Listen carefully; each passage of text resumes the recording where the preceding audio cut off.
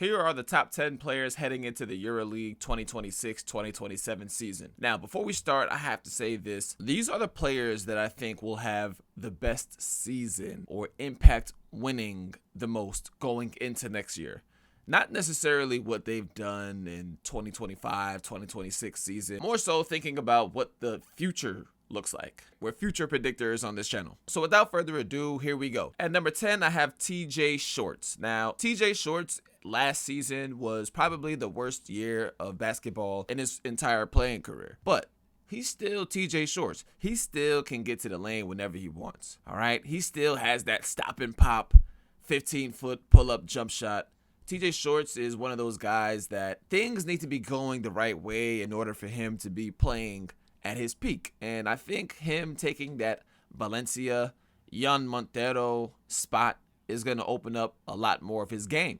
Let's not forget, just 2 years ago, everybody was saying that TJ Shorts might be the best point guard in Europe. Now, other guys played well and kind of took over the narrative of best PG, but we were just talking about him going to the Memphis Grizzlies. He's a legitimate talent, and I think he bounces back this year in Valencia. At number 9, we have Wade Baldwin. And now, if you've never seen Wade Baldwin play basketball, he's pretty much like a carbon copy of prime Russell Westbrook, but just the Euroleague version. So maybe he doesn't have the 48-inch vertical, and maybe he doesn't have that super manly strength of Russ, but for European standards, I think he fares very well athletically. He jumps off the page, he's going to get downhill, split a screen, and dunk on you. Also has a developing jump shot, not unlike Russell Westbrook in his prime. You can't necessarily rely on his three-point shooting, but the way he plays, man, it just kind of opens up the game for a lot of players.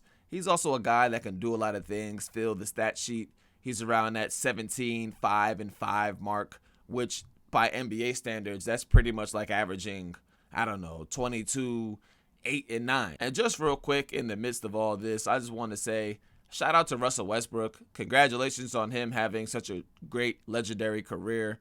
And I know we're talking about Wade Baldwin, but he's really a pioneer of the point guard position, because now you see players like Wade Baldwin have a spot and be recognized on channels like this in the basketball world in general, but it's really been paved by a guy like Russ. At number 8, we have Nigel Hayes-Davis. Now, Hayes-Davis probably has the best footwork in overseas basketball, right? We're not talking about only European standards or only Euroleague standards. We're just talking about overseas. He's most known for his back to the basket, quick moves, and up and unders, post fadeaways, but he's also a guy that can shoot a respectable clip from the three-point line. Also, he's on a stacked roster that prioritizes offensive firepower. So there's the green light open for a guy like him, and yeah, he has to share touches with a lot of players, most notably Kendrick Nunn, who's also on this list. But despite sharing the wealth with all his teammates, he's still a guy that can get it done efficiently. And you talk about impacting winning, I mean, the guy's a winner. He's literally hit game winners last season in the playoffs. Big shot after big shot. Not to mention, Nigel Hayes-Davis is also a EuroLeague champion. At number 7, we have Chima Moneke. Chima is basically like an anomaly. Everybody knows Chima started his career in the second division of France, working his way up, and then he goes to the Champions League for the first time, and he wins the Champions League MVP. And now he's a EuroLeague player, and as soon as he gets to the EuroLeague, he's a legitimate force, right? Chima got signed to NBA teams. He's done all this as a 6'5" power forward. All right. 2 seasons ago, Moneke shot 29% from the three-point line, and last season he was up to 34%. What does that say to me? Chima is a worker, all right? Any flaw in his game, he's going to get in the gym and try to become better. Now, what Red Star did for Chima is they gave him a lot easier looks, right? That three-point attempts number went down last year compared to the previous year when he was on different teams. But now that attempts number is down and the percentage is up, he's just getting great looks. They're putting him as a screener and pick and pop. Chima has a thing where he always has to take a dribble before he shoots the three. I'd like to see him just get in more catch and shoot situations, because that'll open up a lot more shots for him.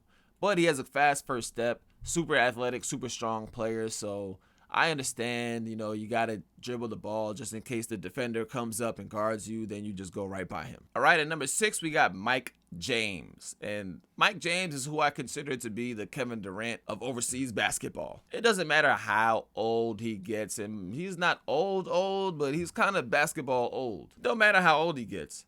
This guy's always going to be able to put that ball in the basket. And when you have guys that can put the ball in the basket at a high clip, then you're going to be in games, especially in Europe and especially in the Euroleague, because one, is a physical game, right? Defense really matters. So if you got guys that can break down defenses and make things happen and punish mistakes, it goes a long way.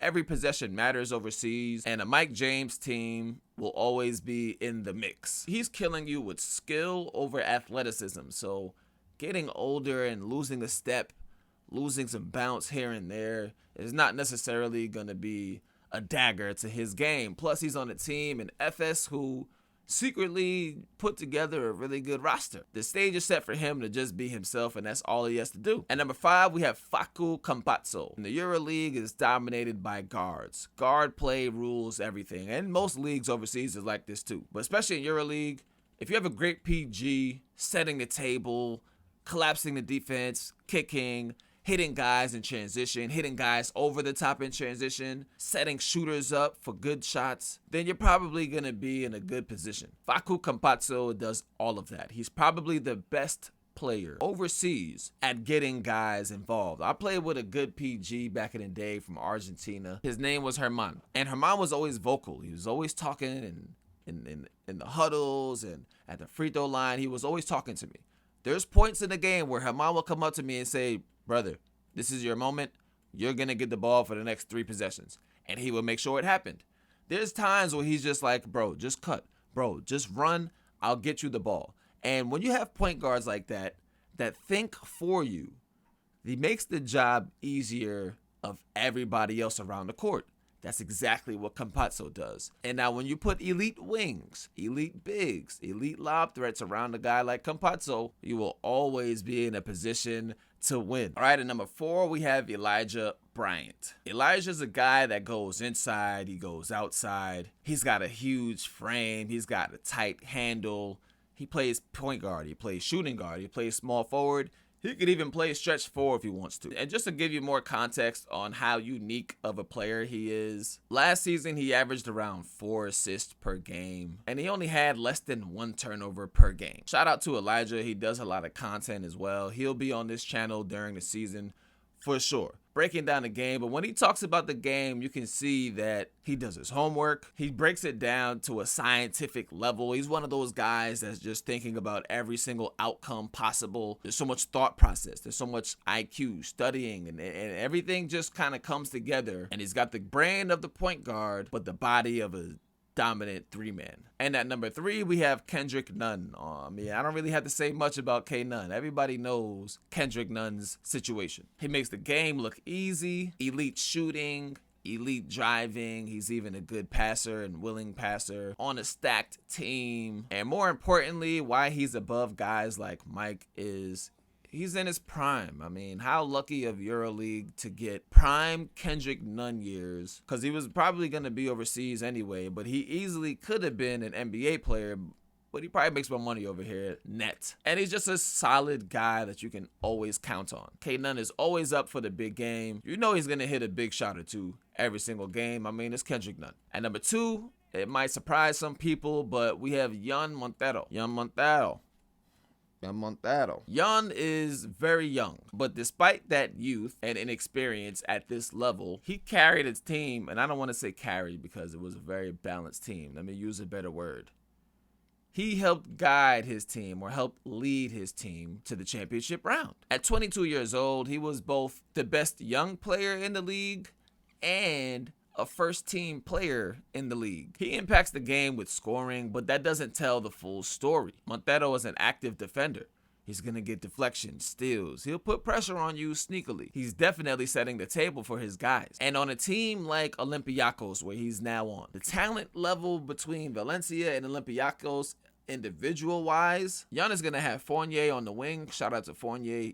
You can argue that he also should be on this list. He's going to have Vezenkov down low or on the wing. No secret, he's definitely on this list too. But Jan only adds to what these guys do, and he's only going to make them better. And at number 1, we have Jan Montero's teammate, the best player not only in the Euroleague, but the best player overseas right now. Sasha Vezenkov leads Euroleague in scoring. He led the Euroleague in PRR, efficiency rating. He was top 10 in rebounding, and he's probably one of the best shooters in the world. Now, I can stop my explanation on Vezenkov right there.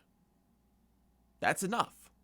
If the best shooter in the world is also one of the best rebounders in the world, and he's also the best scorer in the hardest league overseas, that's enough. But that still doesn't even tell the full story of Vezenkov. We're talking about a guy that shot 62% from 2 last year, 40% from 3 last year, and 90% from the free throw line. And he doesn't take away from anything that anybody does because he doesn't even have the ball most of the game. He's a guy that has mastered his body. Super strong. I call it country strength. You know, those guys that look like they're not even in the weight room a lot. They're just naturally heavy set. He's scoring down low. He's scoring on offensive rebounds. He's scoring off ball cuts. I don't know how many superstars still score significantly on off ball cuts, right? Like, typically superstars need that basketball and they want that basketball. He's scoring on pick and pops.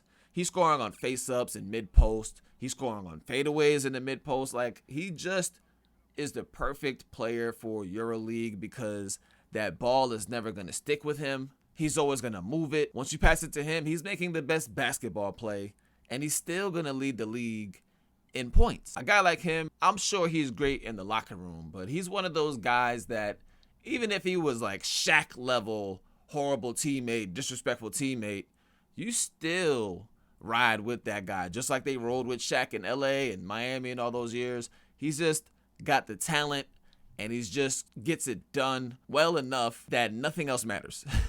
That's my top 10. Let me know who I missed. And guys, keep in mind, man, 10. All right? Don't jump in the comments giving me 15 guys that could have made it, should have made it, would have made it. I'm talking about predictions for next season. Who do you guys think is going to be the top 10 players going into the EuroLeague next year? Let me know in the comments. Subscribe to the page if you haven't already subscribed. Until next time, I'm Dwayne at Chip Overseas. Peace.